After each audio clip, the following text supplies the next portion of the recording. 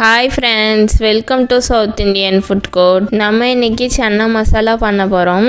இது பூரி, சப்பாத்தி, பரோட்டா எல்லாத்துக்கூடையும் சேர்த்து சாப்பிட சூப்பராக இருக்கும். வாங்க எப்படி பண்ணலான்னு பார்க்கலாம். தேவையான பொருள் பார்த்துடலாம். சன்னா மசாலா பண்ணுறதுக்கு இந்த கொண்டக்கடலையை ஃபஸ்ட்டு வேக வச்சு எடுத்துக்கலாம். 1/4 கிலோ அளவுக்கு கொண்டக்கடலையை நேற்று நைட்டே ஊற வச்சு வச்சுருக்கேன் 8 மணி நேரம். இதை நம்ம இப்போ குக்கரில் சேர்த்துக்கலாம். கொண்டக்கடலை முழுகிற அளவுக்கு தண்ணி சேர்த்துக்கலாம். 1 டீஸ்பூன் உப்பு சேர்த்துக்கலாம். இப்போ இதை வெயிட் போட்டு மூடி வச்சிடலாம். மீடியம் ஹீட்டில் வச்சு இதை ஒரு 7-8 விசில் வச்சுக்கலாம். இப்போ 8 விசில் வந்துச்சு. குக்கரை இறக்கி வச்சிடலாம். இப்போ கிரேவி பண்ணுறதுக்கு இந்த சைஸ் அளவு வெங்காயம் எடுத்து வச்சுருக்கேன். இந்த சைஸ் அளவு நான் 2 பெரிய தக்காளி எடுத்து வச்சுருக்கேன். சன்னா மசாலாவுக்கு கொஞ்சம் அதிகமாக தான் தக்காளி சேர்க்கணும். வெங்காயத்தோட டபுளாக தான் சேர்க்கணும். அப்போ தான் கிரேவி டேஸ்ட்டாக இருக்கும். 1/4 மூடி அளவுக்கு தேங்காய் கீறி வச்சுருக்கேன். பூண்டு 4 எடுத்து வச்சுருக்கேன். நீங்கள் சின்னதாக இருந்தால் ஒரு 8 பூண்டு எடுத்துக்கோங்க. இஞ்சி இந்த சைஸ் அளவு எடுத்து வச்சுருக்கேன். இப்போ இது எல்லாத்தையும் அரிஞ்சிட்டு நம்ம வதக்கிக்கலாம்.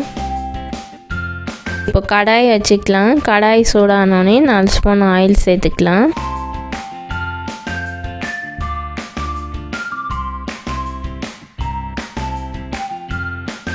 இப்போ ஆயில் நல்லா சூடாகிடுச்சு. இந்த வெங்காயத்தை சேர்த்து வதக்கிக்கலாம்.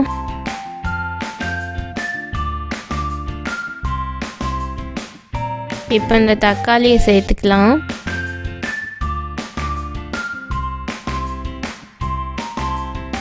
இஞ்சியும் சேர்த்துக்கலாம்.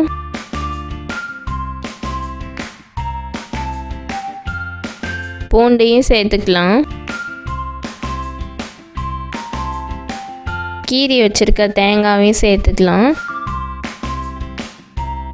இப்போ இது எல்லாத்தையும் சுருண்டு வர வரைக்கும் நல்லா வதக்கி எடுத்துக்கலாம்.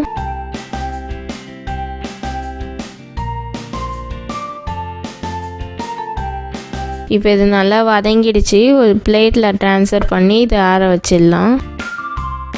இப்போது தாளிக்கிறதுக்கு அதே கடாயை வச்சு 4 ஸ்பூன் ஆயில் சேர்த்துக்கலாம். ஆயில் நல்லா ஹீட் ஆகட்டும்.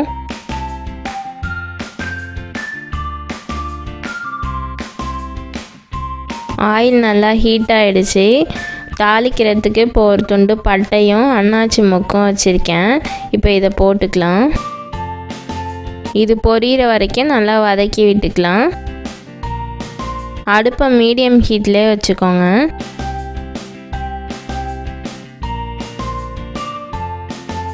சின்ன சைஸ் வெங்காயத்துலேருந்து 1/2 சைஸ் வெங்காயம் அரிஞ்சு வச்சுருக்கேன். இப்போ இதையும் சேர்த்து வதக்கிக்கலாம்.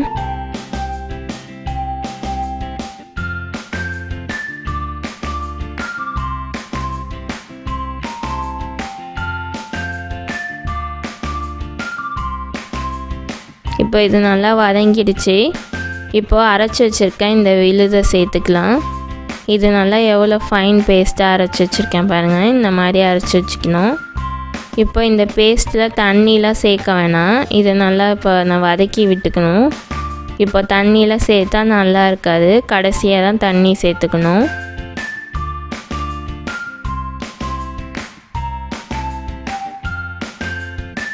இப்போ இந்த தூள்லாம் சேர்த்துக்கலாம். Kashmiri red chilli powder 1 spoon, normal red chilli powder 1 spoon, garam masala 1/2 teaspoon,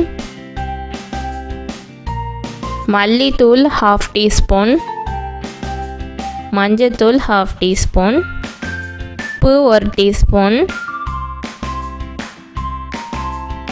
இப்போ இது எல்லாத்தையும் நல்லா மிக்ஸ் பண்ணி விட்டுடலாம். இது நல்லா மிக்ஸ் பண்ணியாச்சு. இப்போ மூடி வச்சிடலாம். இது பச்சை வாடெல்லாம் போகணும். ஒரு 3-4 நிமிஷம் மூடி வச்சிடலாம்.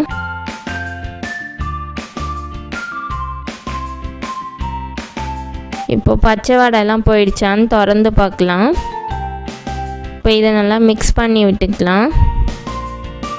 1/2 டம்ளர் அளவுக்கு தண்ணி சேர்த்துக்கலாம். இதையும் நல்லா இப்போ மிக்ஸ் பண்ணி விட்டுடலாம். வேக வச்சிருந்த கொண்டக்கடலை சேர்த்துக்கலாம். கொண்டக்கடலை எவ்வளோ சாஃப்டாக நல்லா வெந்திருக்கு பாருங்கள்.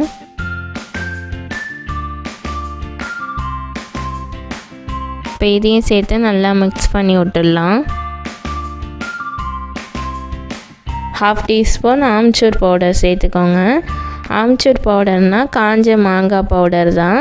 ஆம்ச்சூர் பவுடர் இல்லைன்னா லெமன் ஜூஸ் ஊற்றிக்கோங்க 1/2 டீஸ்பூன் கடைசியாக. நல்லா மிக்ஸ் பண்ணி விட்டு நம்ம இப்போ மூடி வச்சிடலாம். ஒரு 5-6 நிமிஷம் மூடி வச்சுருங்க. அப்போ தான் உங்களுக்கு எண்ணெய்லாம் நல்லா பிரிஞ்சு வரும்.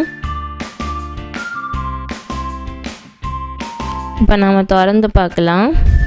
இப்போ நல்லா எண்ணெயெல்லாம் பிரிஞ்சு வந்திருக்கு பாருங்கள். இப்படி இருந்தால் தான் நல்லா கிரேவி டேஸ்ட்டாக இருக்கும் உங்களுக்கு சாப்பிடும் போது. இப்போ இதை மிக்ஸ் பண்ணி விட்டுடலாம். கொஞ்சம் அடுப்பை வந்து மீடியம் ஃப்ளேம்லேயே வச்சுக்கோங்க. அப்போ தான் உங்களுக்கு அடி பிடிக்காமல் இருக்கும். இது வந்து வேறு தெளிக்கும் உங்களுக்கு, பார்த்து பண்ணுங்கள். இப்போது நம்ம 1 ஸ்பூன் அளவுக்கு நான் வந்து கஸ்தூரி மெட்டியை க்ரஷ் பண்ணி போட்டுக்கிறேன். கஸ்தூரி மெட்டி இல்லைனாலும் பரவாயில்ல, கொத்தமல்லி இலை சேர்த்துக்கோங்க.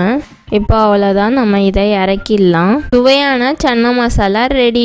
இந்த சன்னா மசாலா செஞ்சு சாப்பிட்டு பார்த்துட்டு எப்படி இருந்துச்சுன்னு கமெண்ட் பண்ணுங்கள். இந்த வீடியோ பிடிச்சிருந்துச்சுன்னா லைக் பண்ணுங்கள், ஷேர் பண்ணுங்கள், சப்ஸ்கிரைப் பண்ணுங்கள். மறக்காமல் பெல் ஐக்கானே கிளிக் பண்ணிவிடுங்க. தேங்க்யூ, பாய்.